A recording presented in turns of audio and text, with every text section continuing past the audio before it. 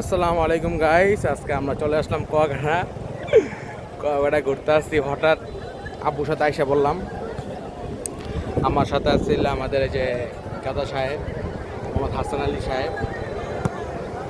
গাদা ভাই, আপনি কিরকম লাগতেছে ভাই? আলহামদুলিল্লাহ ভালো। বৃষ্টি বাদলের ভিতরে খুব ওয়েদারটা ঠিক আছে, সুন্দর, অনেক ঠান্ডা। এই যে পিছিয়ে দেখাই আমি, অনেক সুন্দর কুয়াকাটা।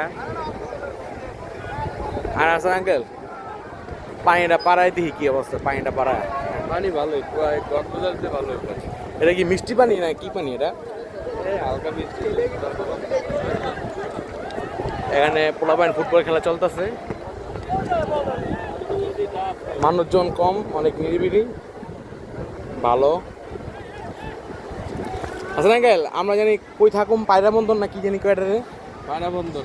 পায়রা বন্দরের ভিতরে আমাদের লোক আছে একজন গেস্ট ইঞ্জিনিয়ার সাহেব। আমরা ওই যে একদিন থাকবো, তো আপনারা আমার ভিডিওটি লাইক কমেন্ট শেয়ার করবেন, আপনাদেরকে আমি সব দেখাবো পায়রা বন্দরে কি হয় না হয়।